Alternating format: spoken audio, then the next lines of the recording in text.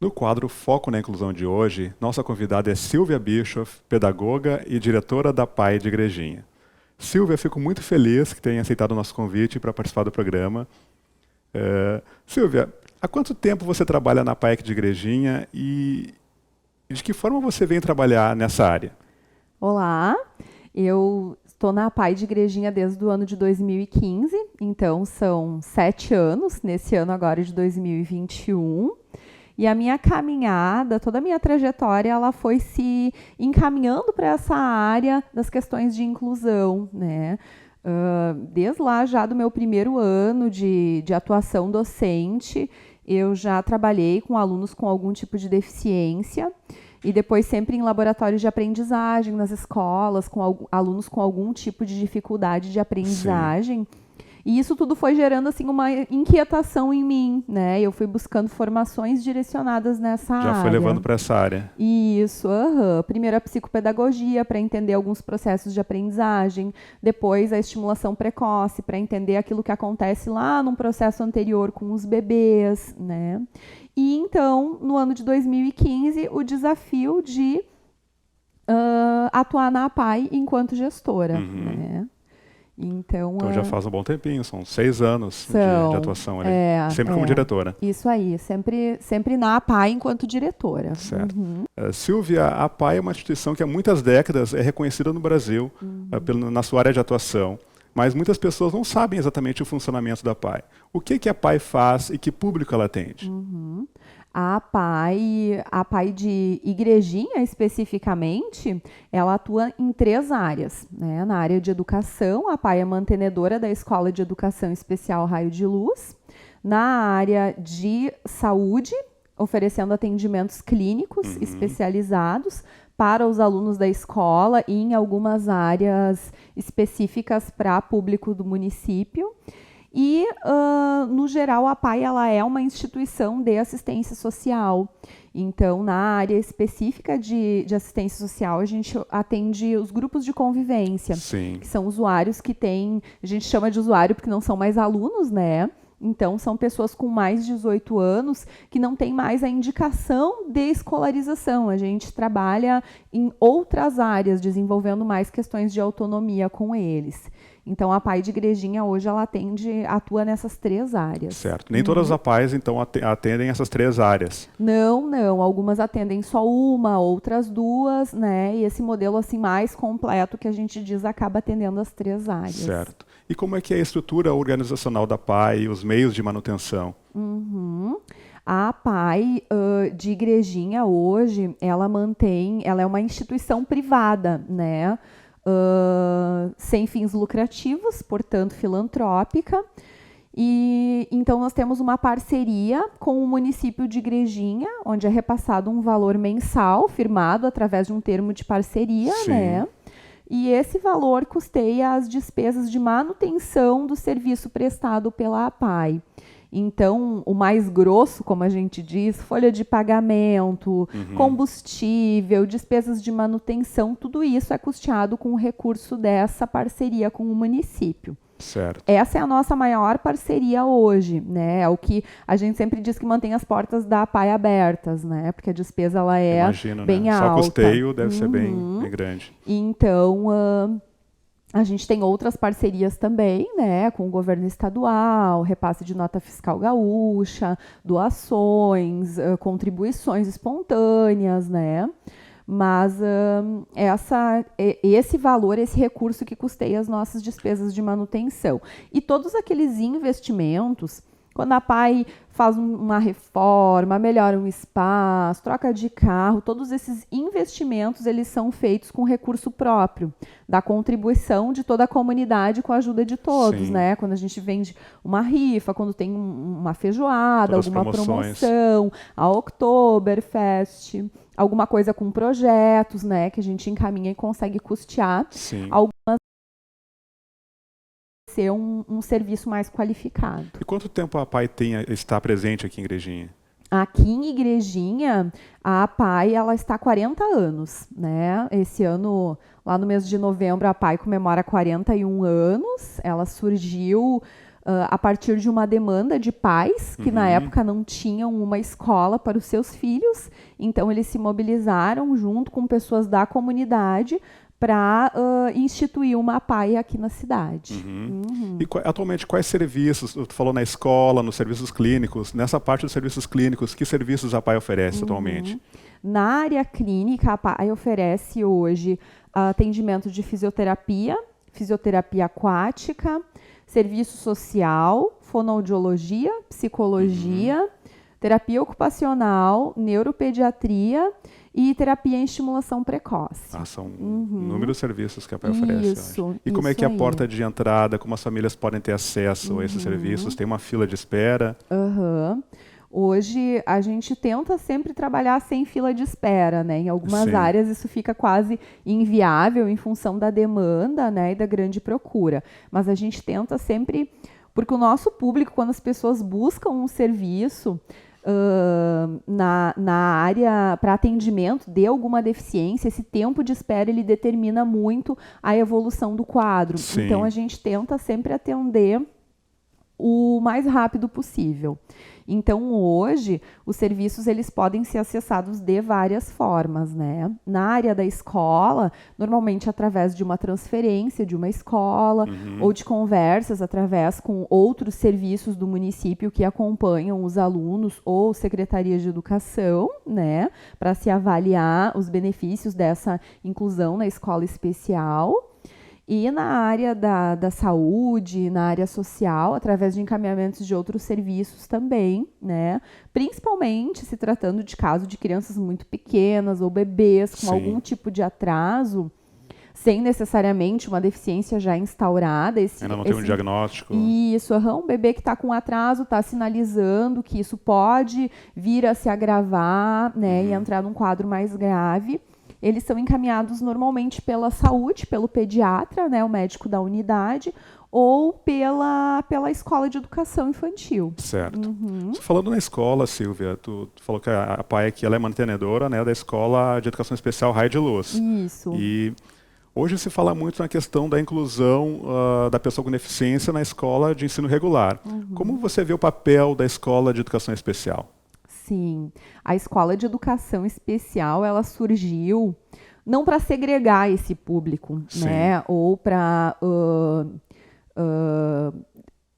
criar uma proposta diferente. Essa é a intenção da escola, né? Ela é uma escola instituída para atender a especificidade de cada aluno. Então, ela surge com a proposta de atender melhor aquele aluno que não vai ter tantos benefícios com a inclusão em uma escola comum. Sim. Então, na escola especial, ele vai ter uma turma de até 10 alunos, né? Então, isso para organizar o aluno é melhor, né? Normalmente em uma instituição como a APAE, que já acaba oferecendo atendimentos clínicos também. Já tem outros, no mesmo local ele já tem os atendimentos também. E todo um olhar diferente, pensando mais nessas questões organizacionais, sensoriais, de estímulo, né? Então a escola especial ela surge com essa proposta. Silvia, na tua opinião, de que forma a APAE contribui hoje para a inclusão da pessoa com deficiência na sociedade? A gente já vem, Marcos, assim, desde que eu tô lá e já acompanhando o trabalho da APAE desde sempre. A APAE vem com essa ideia de tirar aquela imagem de pessoas que só tem a APAE para ir, que não tem um outro espaço. Então, a gente tenta, assim, de várias formas, oferecer todos os meios de convivência, de frequentar espaços diferentes para os nossos usuários, né? Então, hoje a gente vive um momento de pandemia que não nos permite fazer algumas coisas. Mas antes da pandemia, assim, a gente tentava e a gente participava ativamente, assim, de todas as atividades que fossem possíveis do município. Os alunos, eles tinham muitas vivências de estudo, muitos passeios, tudo na intenção de contribuir com essa formação deles e oferecer aquilo que é importante, né? E que às vezes a família não consegue oferecer, né?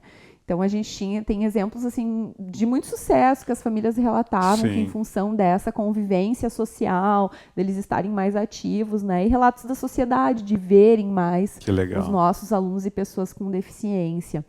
E também, né, a questão de inclusão no mercado de trabalho, né? A PAI trabalha com isso também, o próprio encaminhamento para a escola regular de alguns alunos, né? De que o tempo que eles estão na escola especial, ele pode não ser um tempo permanente. Sim, é feita uma avaliação conforme o caso. Isso, então a gente trabalha muito assim com essa inclusão social em todos os espaços. Sim. Silvia, hoje a PAI ela também está credenciada para a expedição da carteirinha do autista, né? Sim. Como é que funciona isso? Já está funcionando? Tá funcionando. A PAI ela faz o encaminhamento, né, da carteira da pessoa com autismo. É uma lei que já foi aprovada no ano passado e agora, então, ela está efetivamente acontecendo. Que era uma demanda antiga já, né? Isso, aqui no nosso estado. Por que a carteirinha do autista? Né? Porque o autismo ele não ocasiona nenhum tipo de deformidade, de má formação, ele não tem nenhuma característica física, né? Sim. Mas o autismo ele traz muitas vezes questões comportamentais, né? Sim. Então as pessoas às vezes veem uma pessoa com autismo em uma crise, em um momento de desorganização e entendem aquilo como uma birra, um comportamento ruim e julgam, né? Então a ideia da carteirinha é justamente para poder comprovar que não, né, que ele tem sim um transtorno e para poder garantir alguns direitos, né, de uma fila preferencial, quando a pessoa com autismo está impaciente para aguardar, né? Então ela vem para isso. Todas as pessoas, né, com o diagnóstico podem encaminhar a sua própria carteirinha. A gente tem optado de fazer lá na PAI para as famílias. A pessoa pode fazer diretamente na internet. A pessoa mesmo pode fazer, pode fazer. A gente lá optou por fazer porque é um processo um pouco demorado, com um passo a passo. E como a gente foi qualificado para isso, então optamos por fazer lá para as famílias dos nossos usuários. Então a gente tem agendado horários semanais com assistente social que encaminha essa carteirinha. Certo. E como você vê hoje a participação das famílias, das crianças, jovens e adultos que são atendidos ali na PAI, tanto no acompanhamento do familiar, né, que é atendido, como no próprio engajamento, nas questões do funcionamento da PAI? A gente vê assim que a PAI ela é um espaço muito importante para as famílias, né? Não só para o aluno, mas para as famílias. Né? Pensando na valorização dessas famílias, em como trazer, né? Porque é uma fala assim em todos os espaços, todos os contextos que a gente vive, de que as famílias estão mais distantes, né, de algumas atividades. Então, assim, na ideia de trazer mais essas famílias, a gente instituiu então, através da nossa federação, então, a coordenadoria de famílias também, né? Marcos também é nosso coordenador lá. E então a gente tem, através dessas ações com as famílias, poder pensar assim, o que essas famílias buscam também, quais são as expectativas desse espaço que os filhos frequentam, né? E a gente tem aí 2 momentos, um momento antes da pandemia, né, onde as famílias elas não participavam tão ativamente presencialmente de algumas coisas, e um momento de pandemia onde a família precisou acompanhar, né, o usuário em muitas coisas. Então, isso tem gerado um momento novo agora. Né, um novo aprendizado para todos. Né? De famílias mais presentes também, né, entendendo a importância de acompanhar esse processo de um filho com deficiência, que às vezes já tem uma idade mais avançada, né, mas que precisa, sim, continuar com esse acompanhamento. Certo. Percebe-se aqui em Igrejinha que a PAI local, a nossa PAI aqui, ela tem um carinho muito grande da sociedade, um reconhecimento muito forte. Como é que se construiu essa questão aqui na cidade? Sabe que isso é muito bonito, assim, e acho que isso tem muito a ver com a cultura da nossa cidade, né? Uma cidade que se envolve muito, né, em ajudar a todos. Mas a PAI, eu vejo que ela foi construindo uma coisa, assim, de que antes as pessoas, assim, ajudavam e participavam muito por pena, né? E hoje já não, as pessoas, elas participam e olham diferente por um envolvimento com a causa, por entender que a pessoa com deficiência, ela precisa ter um direito garantido, que ela precisa conviver, né? Então, na intenção mesmo de poder pensar a manutenção desse espaço, a manutenção desse serviço, né? Hoje, no município de Igrejinha, a APAE ela é a única referência de atendimento à pessoa com deficiência. Exatamente, em muitos municípios também se repete muitos, isso. Né? Muitos, Então, assim, se tem alguma pessoa com deficiência que precisa algum tipo de atendimento, deficiência intelectual ou múltipla, né, que é o público-alvo da APAE, então a APAE é a referência para fazer esse atendimento. Certo. Então, como eu disse, assim, é muito bonita essa caminhada. Acho que essa caminhada ela vem junto assim de uma quebra de preconceito também, né? De antes de pensar que quem ia para a APAE estava condicionado àquilo, né? A vida da pessoa se resumia àquilo. Era e hoje um depósito de pessoas com deficiência. Exato. E hoje olhar para a APAE e pensar que não, aquilo é só um passo, é uma etapa, né? De tantas possibilidades que a pessoa vai ter a partir disso, né? Legal. Silvia, agradeço imensamente a tua participação. Eu creio que nesse tema da pessoa com deficiência, a APAE ela é um capítulo à parte, na verdade um livro à parte, e provavelmente vamos ter outras conversas aqui nesse espaço. Sim. Muito obrigado, Silvia. A gente que agradece o convite, né? E fica o convite também para toda a comunidade, para todos aqueles que quiserem conhecer um pouquinho mais de perto. A gente sempre diz assim, a gente fala muito da APAE, mas o mais bonito é o que acontece lá dentro, no dia a dia.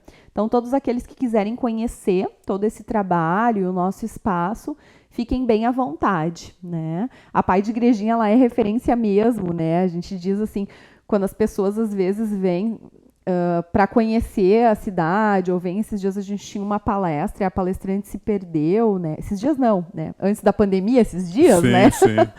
E aí até ela nos disse, assim, a gente vê que a APAE é referência, porque todas as pessoas que eu perguntei onde ficava sabiam me indicar, né? Então as pessoas sabem onde a APAE fica. Acaba sendo referência para outras coisas também, fica perto da APAE, fica próximo da APAE. Então, assim, fica o convite para todos, né? A APAE está sempre de portas abertas. E muito obrigada pela oportunidade. E eu agradeço, Silvia. Muito obrigado mesmo. Fique conosco. Aqui é Foco na Eficiência.